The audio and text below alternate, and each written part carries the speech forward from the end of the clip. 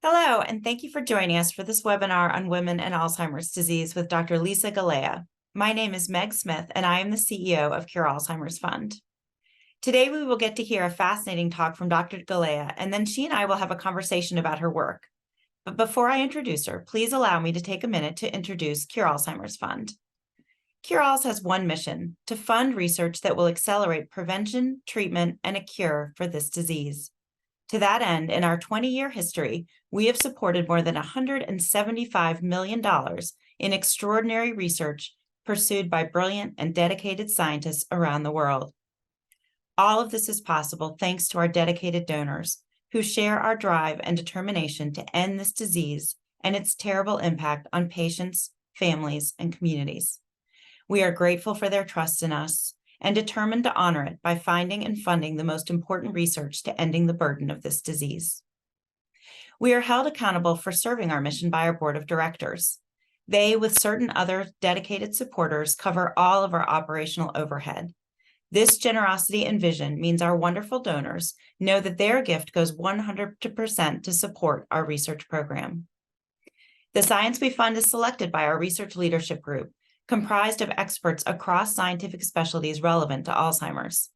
All of our scientific decision-making is done by active researchers who themselves are at the forefront of Alzheimer's discovery.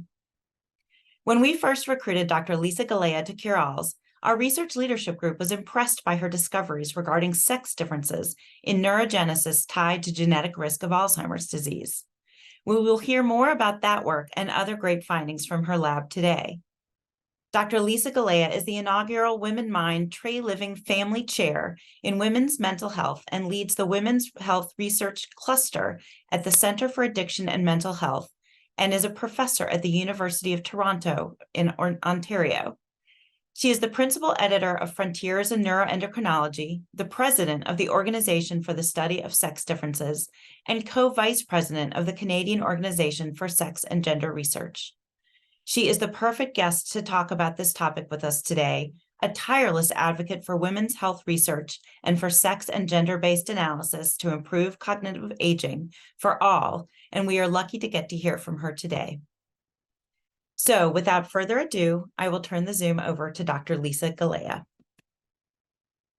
Well, thank you so much for that beautiful introduction. I'm just going to share my screen.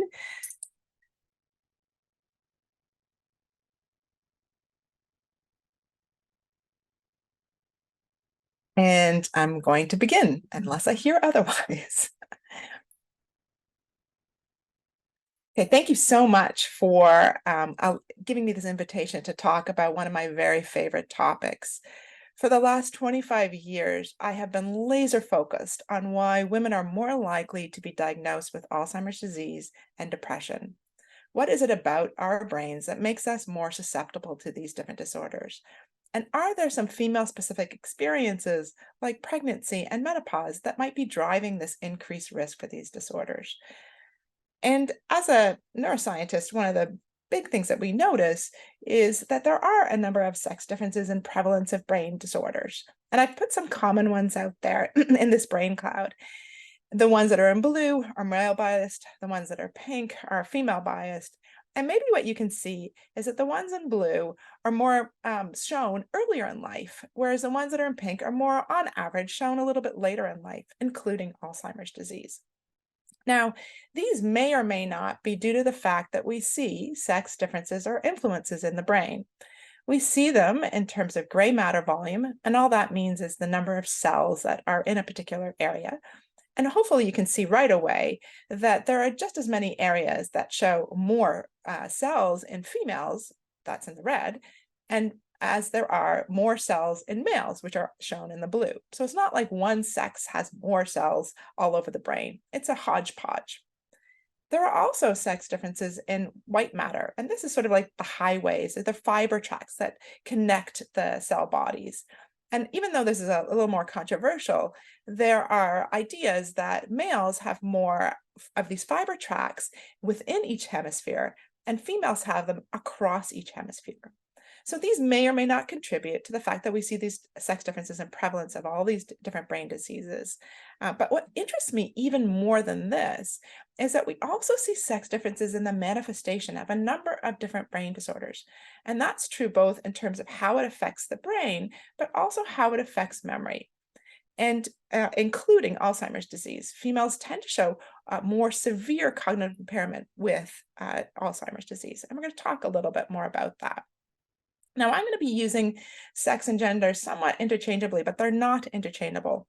So sex refers to the biological characteristics that are different between males, females, and intersex individuals.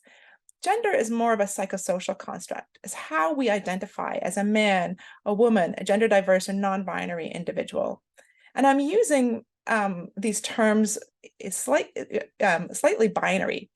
And I will talk about male and female and men and women differences, but I want to make it really clear that neither of these terms are binary, and that all of the disparities that I'm talking about between males and females and men and women are many-fold greater in people of color, Indigenous, trans, and gender diverse individuals. And each of these communities deserves to be studied and acknowledged because their experiences and their health outcomes and disease risks will be different than that between males and females and men and women. Now I'm showing you pictures across my family, and I think it's pretty obvious that there are a number of sex and perhaps gender differences that you see across a lifespan. And you're probably all very well familiar with the fact that females tend to live longer than males. But you might not be familiar with the fact that they're also more likely to live with chronic illness. And this is my mother, who suffered from a severe form of Parkinson's disease, as well as endometrial cancer and arthritis towards the end of her life. Now, this study came out a few years ago showing that on average, for over 1,300 different diseases, females were diagnosed 2 years later than males were for the very same disease, including Alzheimer's disease.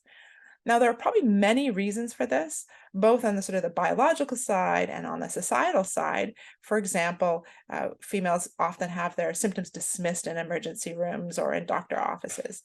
But I actually think that one of the big reasons for this delay in diagnosis is that most of the medical knowledge that's out there has been based on males and the male standard. It was thought that really females don't differ very much. In fact, all of our diagnosis criteria, most of them, are based on that male standard. And there's a problem when we always think about males and we don't think about females. If you look at a variety of brain disorders, symptoms in females are called atypical. And this is true in disorders that show more of a male bias, like autism and ADHD, disorders that have more of a female bias, like depression and PTSD, but also in terms of disorders where you don't see a sex difference in prevalence, which just means who gets the disorder, like bipolar disorder. And so what that suggests to me is that there's a systemic bias. And I think we have to be really careful about this. If we're always diagnosing based on what happens in men and males, we can't assume that what happens in females is atypical. It's certainly not atypical for that 50% of the population. Right? So what else are we missing when we're always thinking about the male standard? And to me, it's sort of akin to comparing apples and oranges. We can't always assume that a male can stand in as a default for females because there's just too many differences in brain, in prevalence of different disorders. And to me, it's sort of like we might have the wrong manual, right? It might be like we're trying to fix a refrigerator with an oven manual. Some things will be very similar. They'll have a cord that you plug in, but some things are going to be completely different.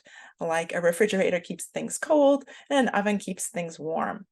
And in fact, in neuroscience, we often see these different opposite signatures of a disease within the brain itself between males and females.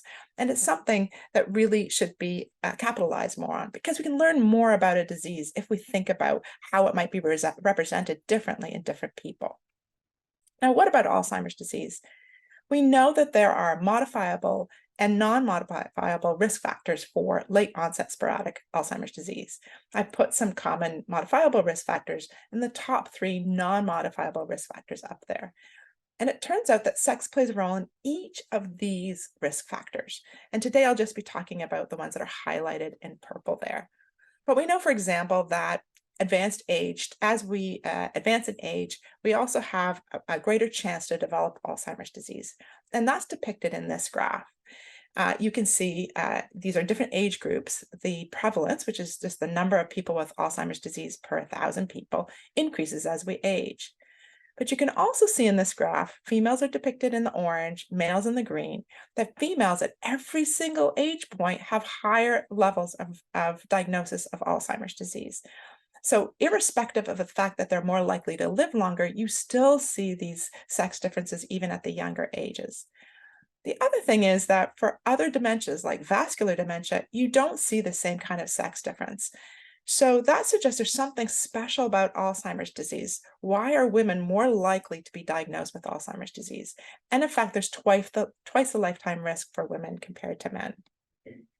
It's not just how many of us are getting the disease, it's also that we show more neuropathology related to the disease. So the two common neuropathologic features, amyloid beta plaques, neurofibrillary tangles that are located within brain cells or outside of cells, females themselves show more of this pathology and show more cognitive impairment or memory impairment with this neuropathology. So that should mean something. Now let's think about this ApoE4 genotype. About 40 to 50% of individuals with Alzheimer's disease actually have this genotype. But there's a difference between males and females. Females are at a much greater risk. So you can have 1 or 2 copies of this, or 0, of this particular allele. And if you're a male, you're at twice the risk with 1 copy, 4 times the risk if you have 2 copies. If you're a female with 1 copy, you can see it's much a fold greater. You're 8 times the risk versus 12 times the risk if you have 2 copies of this allele. So what can this tell us? Why not use this information to tell us more about the disease? Why not use this to tell us more about who is more at risk and who is more resilient to the disease? And so work from my lab and others has been starting to look at how this ApoE4 genotype and sex work together to maybe drive the disease forward. And this is from a human database where we looked at neurofibrillary tangles, and this is in cerebral spinal fluid. And these are individuals without any ApoE4 genotype, that's 0, and this is with 1 or 2 copies of this ApoE4 genotype. And the lighter blue are the females and the darker blue are the males. And hopefully you can see right away, those with 1 or 2 copies, if you're female, you also have disproportionately higher levels of this phosphorylated tau. Now, this is not just in individuals that have Alzheimer's disease. These are in people that are cognitively normal. And what that suggests to me, and this is just a theory, that these females have a greater disposition to have one of these neuropathological features. So maybe this is occurring earlier in females with this genotype than it is in males. And again, why not use that information to understand what might be driving the disease in females compared to males? I think it's also important to think about other high-risk groups to develop Alzheimer's disease. And another group is the amnestic mild cognitive impairment. About 50% of these individuals would transition to Alzheimer's disease. And you can imagine this is pretty interesting to try and figure out who's at risk, who's resilient to this transfer into Alzheimer's disease. Now, if we think about sex and who's getting the disease, it's actually males that are more likely to be diagnosed with amnestic mild cognitive impairment. And I've already told you, females are more likely to be diagnosed with Alzheimer's disease. So wait a minute, this doesn't really make sense, or does it make sense? Maybe. Why are females more likely to be diagnosed? Are they transitioning more? I think this is an open question, and there's a lot we can learn by studying the sexes. And I'd like to show you lots of data on this. There's not that much out there. So there are a few studies that are out there that do suggest that there are some differences between males and females with amnestic mild cognitive impairment. Females themselves show greater, faster cognitive decline with amnestic MCI and lower levels of brain activity, smaller cortical thickness. And males with amnestic MCI, we did this study. It's a very small sample size, so take it with a grain of salt. But we found that males with amnestic MCI have higher levels of stress hormones and more memory disturbances with stress. So what these data suggest is there may be different processes between males and females once they are diagnosed with amnestic mild cognitive impairment that might drive forward risk and resilience for the disease. And why not use this, harness this power of these sex differences to understand who is at greater risk to develop the disorder? Because then we can use that to figure out how we can stop Alzheimer's disease in its tracks. Let's think a little bit more about how we diagnose Alzheimer's disease and amnestic mild cognitive impairment. Generally, we're using performance on memory tests. And there are many different types of memory tests that are out there. And it turns out, and this is just in normal aging, it turns out that females score higher than males do on these tests. So you see females here in the orange and males in the gray, and you can see they have higher scores for a variety of these tests. Now imagine if you don't consider that, you might not be capturing all the people that you need to capture or seeing that they have lower levels of memory, right? If females are always scoring higher, you might need to consider that in terms of your diagnosis. And in fact, most of the time this isn't considered, but a researcher named Erin Sunderman did this work. So she looked at sex-specific norms to diagnose amnestic mild cognitive impairment. And she found she could improve diagnostic accuracy by 20%. That's actually quite a bit. So she found 10% more females at risk and 10% fewer males at risk, or that could be diagnosed with amnestic MCI. So what does that tell us? It tells us a lot. It tells us that on a personal level, you don't want to be misdiagnosed. You want to have an accurate diagnosis. So you can think about this on a personal level, but you can also think about this in terms of a research level. If we're trying to find that biomarker or that factor that might stop Alzheimer's in its track, that will stop that 50% transition from amnestic MCI to Alzheimer's disease. If we have noisy data, if we don't have that clear diagnosis at the beginning, that's going to interfere with us trying to find out what that biomarker might be. Now, as a neuroscientist, of course, I'm fixated on certain regions, and one of the regions that I think is really fascinating is this area in the brain called the hippocampus. It's really important for memory and emotion. It shows cell loss with Alzheimer's disease. In fact, it's one of the very first areas that shows cell loss. And it's also very plastic in adulthood. And that plasticity, you can look at it in many different ways, but it's really intriguing to look at. One of the ways that we look at neuroplasticity in my lab is looking at something called neurogenesis, which is the birth of new brain cells. And you might have heard that, you're born with all the brain cells you have, and then they prune off and you don't, have any capacity to build new brain cells throughout life. But that's not actually true. There is one area of the hippocampus that shows this continual production of new neurons. It's true in all mammalian species studied to date. Now, of course, we've been looking at whether or not there are sex differences. Do we see sex differences? And actually, in terms of the number of these new mature brain cells, we don't see a big sex difference. We see a big aging effect, right? Middle age, you see many fewer of these cells, but no differences between the sexes. But being the group that we are, we wanted to look at this a little more closely. And it turns out that there are there's a process that's involved in forming these mature new brain cells.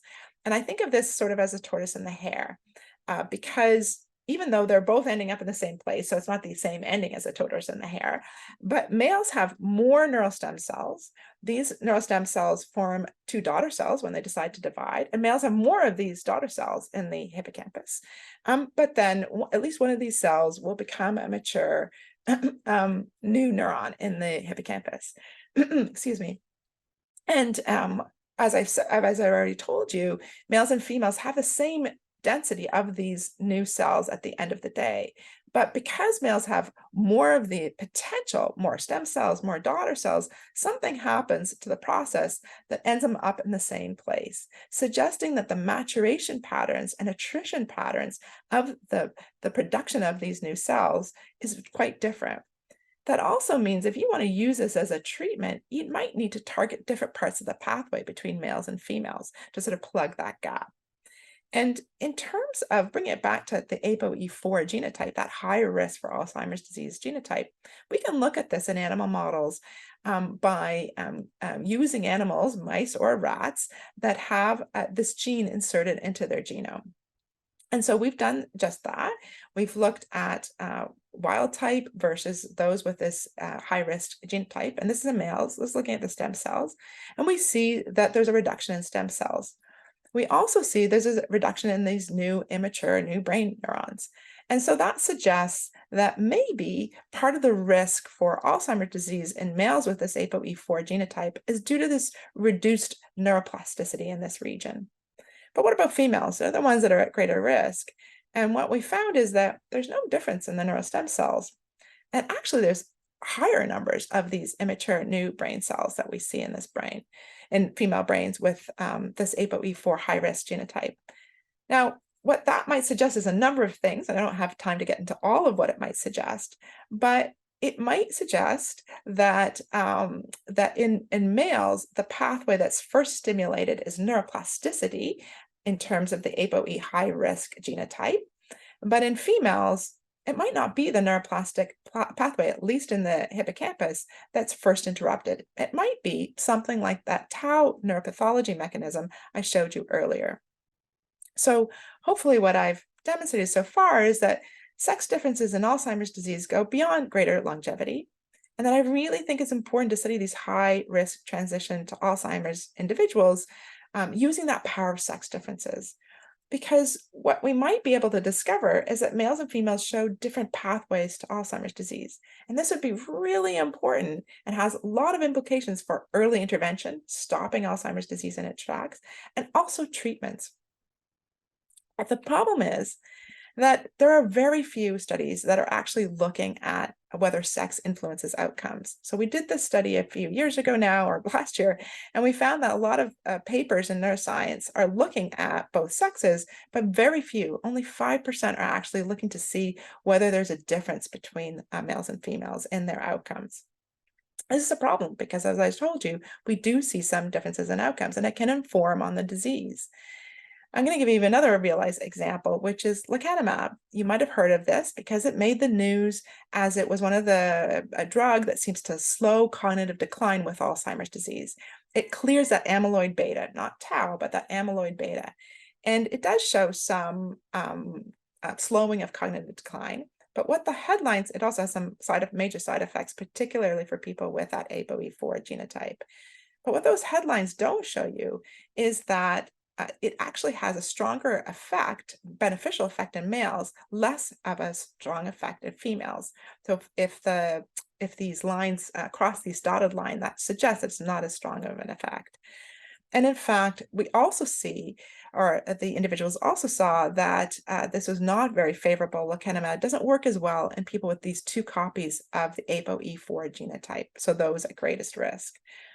And I think that's okay. It's a sign that this is precision. You might have heard the term precision medicine or personalized medicine. I think this is a good example of how this might work better in males of a certain genotype and not so well in females of another genotype. But the other thing I want to briefly talk about is that female-specific factors can influence aging and Alzheimer's risk. We know there are a number of female-specific factors that influence health outcomes and disease risk. There aren't that many studies out there, but those of the studies that are out there suggest that the type of menopause, when you undergo menopause, can influence aging. And hormone therapy, depending on the dose, the route of administration, the type of hormone therapy can also influence aging and Alzheimer's risk. But what about pregnancy history? I'm going to give you one little slide about pregnancy history because that's something that's near and dear to my heart and that I've been studying. There are a number of physiological changes that occur during pregnancy and the postpartum, and you've probably heard of things like postpartum depression. So there's an increase in psychiatric disorders that occurs in the short term after pregnancy. And then work out of Switzerland with Anne-Marie Delange and some work we've done in animal models shows that in middle age, you actually see a decrease in brain aging. And then there's some controversial data suggesting that there might be an increase in Alzheimer's disease risk, particularly with grandparity, which just means 3 or more children. And I'd like to tell you much more about this. Perhaps I'll come back at another time to tell you about it. But there are very few studies that actually look at how pregnancy alters brain health, under 1% of studies. And when we come back to the idea of the modifiable and non-modifiable risk factors for late onset sporadic Alzheimer's disease, I've told you that sex plays a role, I've shown you some evidence for it. But what about women's health factors? How do they play a role in these risk factors? It's hard to answer all of those questions because the publishing bias in neuroscience is real. There are 9 times more male-only studies than female-only studies. And when we actually look at those female-specific factors, it's under 2% of studies in neuroscience that look at these factors and how they might play a role. People are starting to notice that women's health research and studies are underfunded, undervalued, and underfunded. I think I said all of them already. And there's been some nice editorials in Nature.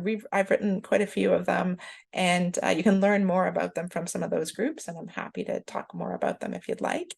And hopefully I've given you some idea that understanding the basic neurobiology and disease mechanisms in males, females, and intersex individuals will lead us to better individualized treatment. To me, that's the heart of precision medicine. And I don't want us to forget about those female-specific factors and intersectionality, and that would be things like race, ethnicity, and how those also might play a role in our risk for Alzheimer's disease. And obviously, I want to thank Cure for Alzheimer's Fund for supporting my research. So thank you very much.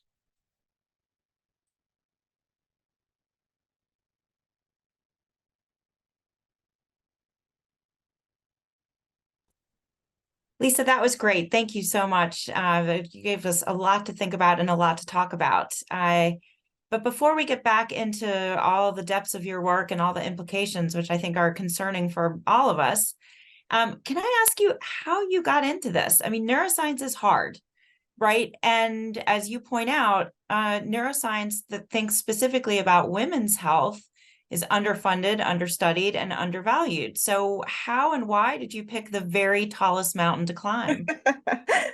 Yeah, it's been a bit of a struggle, I have to tell you. You know, I've always been really interested. I'm a woman of a certain age. So my parents were amazing because they told me, look, you can do whatever you want. It doesn't, don't let anybody stop you. Don't let them tell you that you can't do it because you're a girl.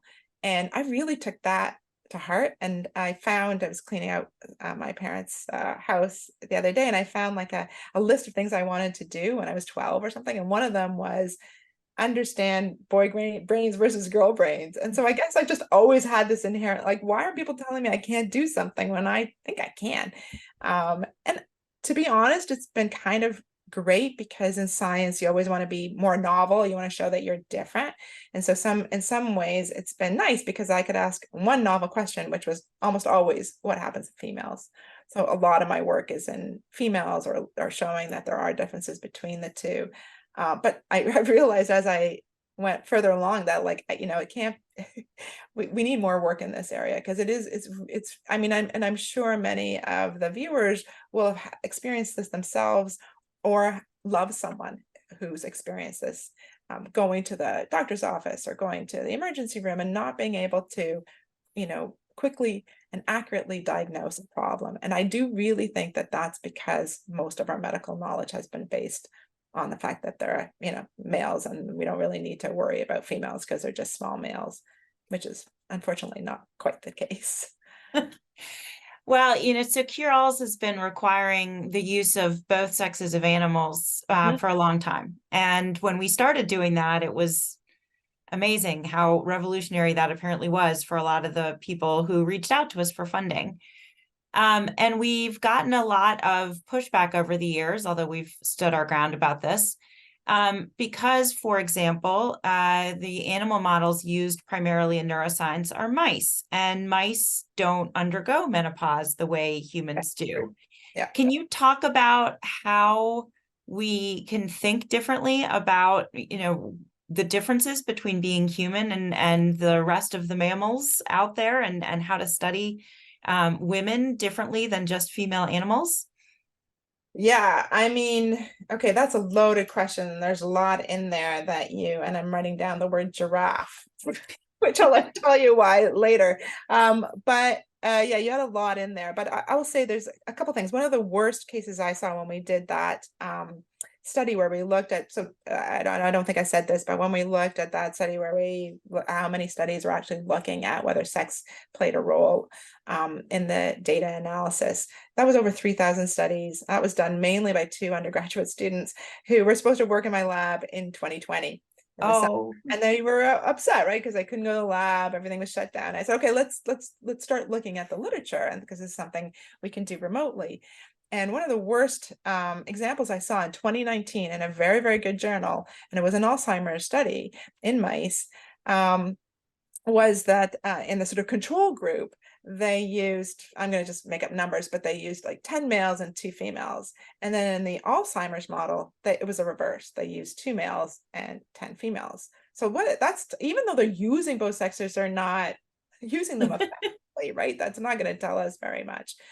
So there's quite a bit of that going on. So I'm really glad that Cure-Alls has stood their ground, because it's so important. And it's really important it's not just about prevalence. It's about, are the mechanisms different? They might look like they're the same place, like with the neurogenesis findings, the number of those new cells is not different, but the pathways they use to get to there are quite different. Tortoise and hare sort of analogy. So I think that's really important. Absolutely. I think with any disease that people are interested in, it's really important to know who gets it and when, and what your model is like. I do really believe that we can benefit for thinking about sex and gender and female specific experiences, even in our clinical studies. So often they're run without any attention to sex. Usually people will use it as a statistical way of removing sex. So it's called a covariate.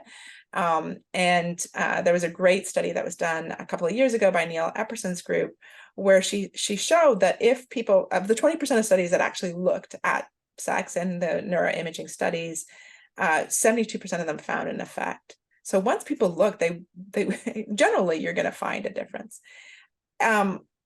Obviously, any model is going to have its issues. Even though mice don't go through menopause, they do go through something called an estropause. So it is different. They don't, it's not like mice keep reproducing. So they slow down quite a bit as they age. And there's a number of features that are very similar. So some of the hormones can be quite similar. So it's a matter of thinking about what's happening in mice, thinking about what's happening in your animal system, thinking what's happening in the human clinical world as well, and trying to make inferences from that. And the reason I wrote down giraffe is because there is a cardiologist somewhere in the US. I can't remember her name. I'm very sorry.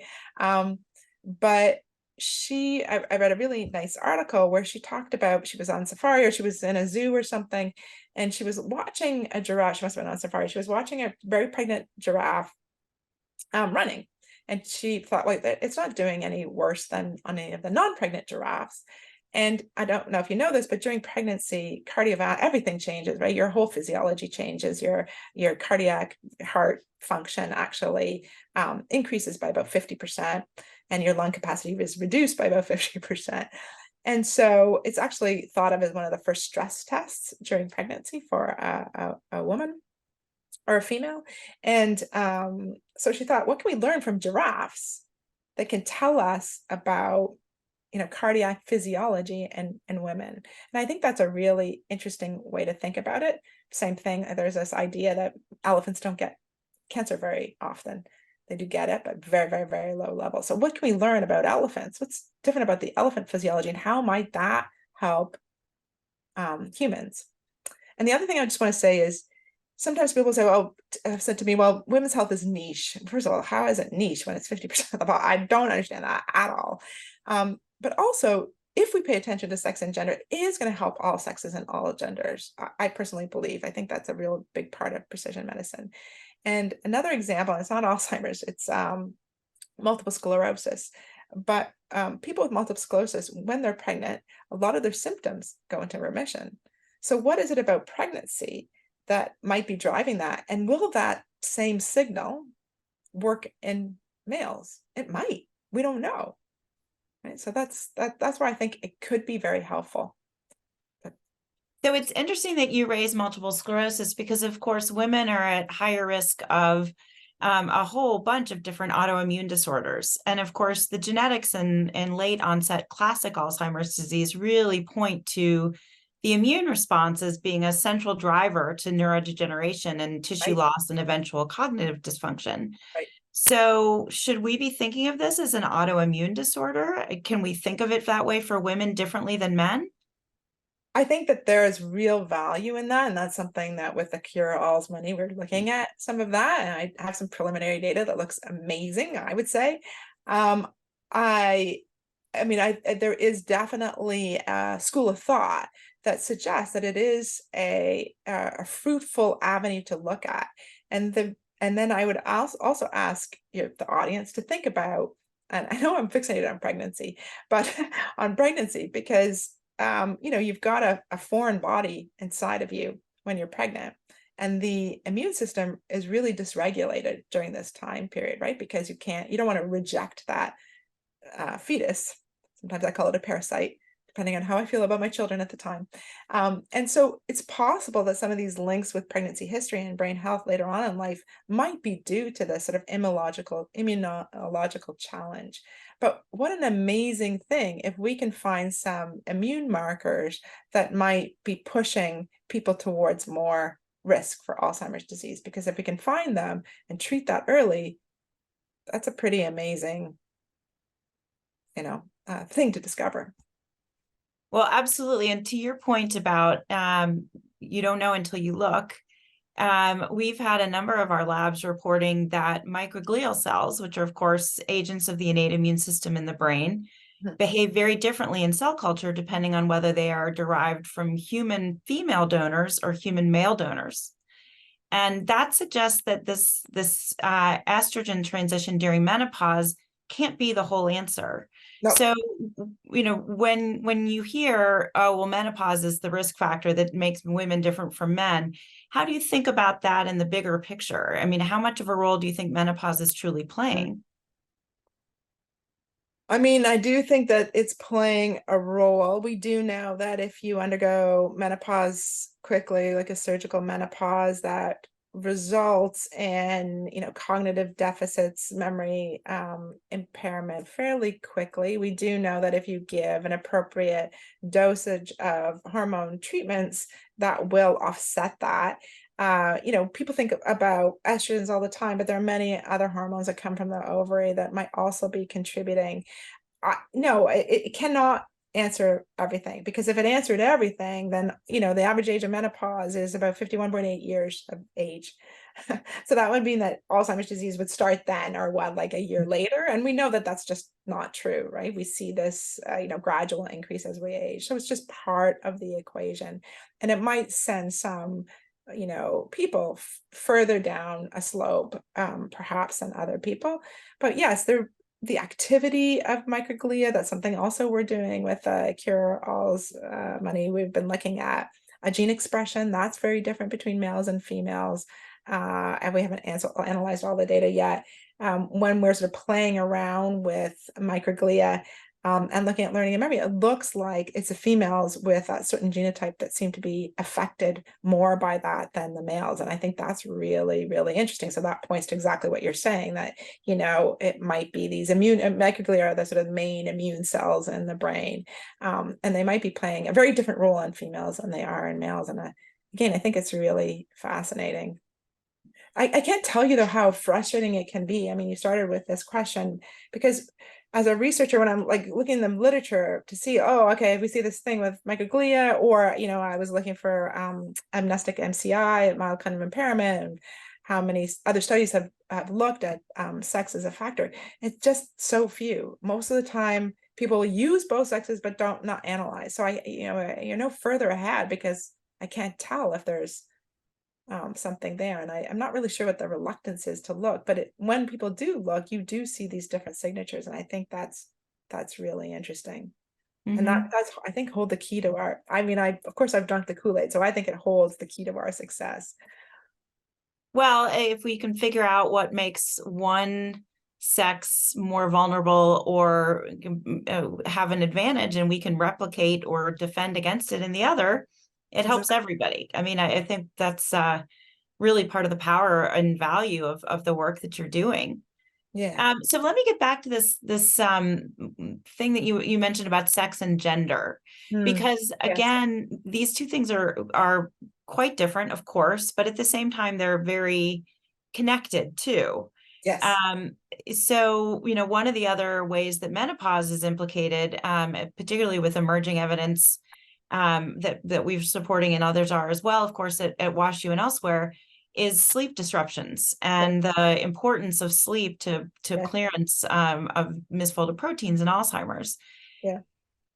Are you able to think about how do you, as a scientist, disconnect gender and sex? So, women may get less sleep while they are in the throes of breastfeeding and raising toddlers. They might again get less sleep during menopause, which is both a sex and a gender question, perhaps.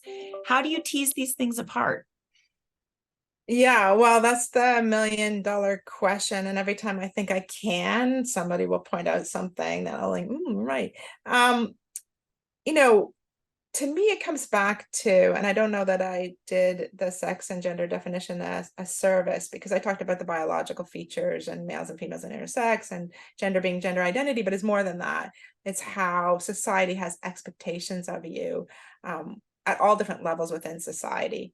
And so, I sometimes I show a picture of my husband who identifies as a man vacuuming, and I say this is what is expected of him in terms of his household. But it's things like going to the mall, going to get your, the car mechanic, and how you might be treated differently based on how you present yourself.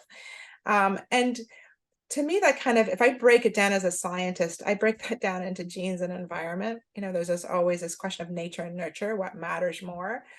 And honestly, it's always a bit of both, right? It's always that interaction by, just because you have the ApoE4 genotype doesn't mean you're going to get Alzheimer's disease. It just means you have a greater risk. So what can you do to stop that risk or to reduce it as much as possible? And so I think of sex as sort of being the genes part, because it's chromosomes XX, XY, XXY, X naught, and the gender as being that environmental part. And it could be how much stress you have in your life. It could be your social economic status. It's all wrapped up into that sort of part. I will say the sleep, I'm not a sleep researcher, but it's super interesting because certainly during perimenopause, hot flashes, night sweats, that all interferes with sleep.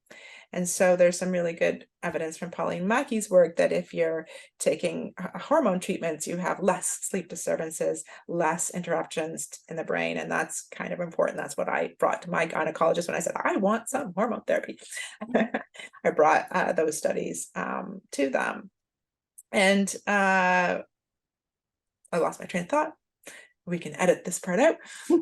What else? Oh, yeah. But what's also interesting is that when you bring people into a sleep lab, and again, I'm not a sleep researcher, so you'd have to ask somebody that's an expert in this, you'll see that women have more subjective complaints of sleep, but actually they're getting better sleep than they thought they did.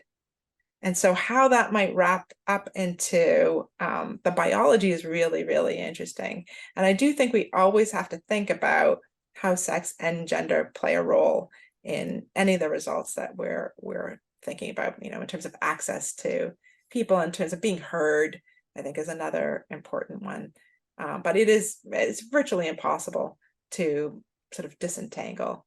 You could think about the trans community, because they're becoming a larger population. And I think we have a lot to learn from the trans community, because for trans women, they don't undergo menopause. They're taking their hormones throughout life. And that's fantastic, because can we learn from that? Can we figure out what's a good dose in trans individuals, and then bring that back to cisgendered individuals, right? We can learn from each other. And that's, again, why it's so important to consider sex and gender in our work. Absolutely. The sleep question is interesting because how do we define good sleep? If it's how you feel, then whatever you report is true. How do we get to say that if you don't feel refreshed, you actually did get good sleep? That's true. I know that does sound kind of dismissive, doesn't it? A little bit. We can edit that out too.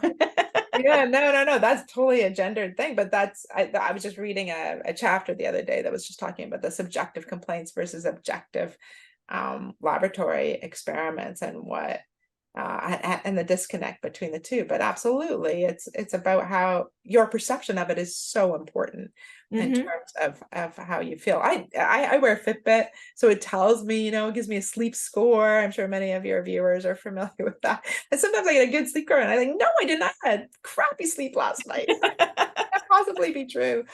So I take your point. I think that's a really fascinating way to think about it. And in terms of like, babies and postpartum, I mean, you are talking about a situation that is much earlier on in life, but that's true. Maybe with grandparity, maybe with three or more, because of that sleep disruption, that could be accumulating more. It's all these stressors in life that might be accumulating more to give you a greater risk. That absolutely could be playing a role. I was going to give you a little joke, which is that my husband would say things like, "Oh, Jared slept through the night." That's the name of my firstborn. And I'd say, "No, honey, you slept through the night." Exactly. I had that too. Well, and with women having children later often in life, and if you're talking about people who are having children in their early 40s, and we know that amyloid begins to accumulate decades before you're going to get an Alzheimer's diagnosis, you could actually be talking about an overlap between the period in which amyloid begins to accumulate and you're actually having disrupted sleep from those early years of child rearing. Oh yeah, that's really important to think about. And I mean, I wrote down 0.43% because it's so hard because some people have started to look at the age of first pregnancy and whether Mhm. that matters in terms of Alzheimer's risks. And it does look like actually it's the opposite. If you have earlier, you're more likely you have a higher risk of Alzheimer's disease. It's not a really, really high risk of, I don't want viewers to get really, really, and it's very few studies, so it's really hard to gain any knowledge from that. But there's also we have a preprint out looking at rats with that ApoE4 and whether or not they had pregnancy. And we do see some differences. So we actually see that in the wild type, like so the no ApoE4 genotype, you get a pregnancy, you see more neurogenesis in middle age, so like less brain aging, because we know that with middle age you see this reduction. But if it's in the ApoE4 rats and they've had a pregnancy, you actually see a reduction of pregnancy. So I sort of borrow Roberta Brinton's healthy cell bias. Pregnancy might be beneficial if you don't have a risk for Alzheimer's disease, or you don't have amyloid beta perhaps accumulating, but it could be beneficial if you don't have it accumulating. It could be detrimental if you do have it accumulating. So that absolutely can play a role, but again, we don't have all of the answers because there's just so few people doing that work. Is APOE4 associated with greater reproductive success? It's less. Less. Interesting. Yeah, less success. So that doesn't work. That particular analogy there didn't work because it goes the opposite way. But sometimes somebody taught me many years ago when I first started, because I got a finding I didn't think I was going to find, and they said, "Why are you upset about that? It doesn't work the way you thought it did, and that's still information, and that's still important." And the fact that there is a relationship there does suggest that something is going on, right? It does suggest that there's some kind of tie there that would be important to follow up on. Well, so to get back to the gender versus sex question, what your work is demonstrating is that there are very clear biological differences that will drive differences in Alzheimer's risk and therefore in incidence and prevalence. So, the argument that used to be made that, well, women just live longer, or they are getting less education, they're less out in the workforce, their gendered experience is why they are actually at higher risk. Your work really blows that right out of the water, doesn't it?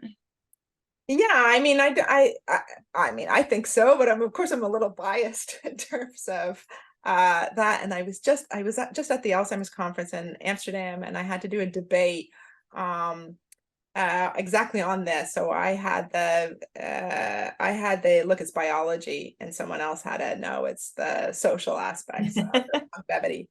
And it was kind of a fun debate to have. But most of that data, I mean, it's not that longevity doesn't contribute, and it's not that education doesn't contribute. It's just not the whole answer for why women are at greater risk.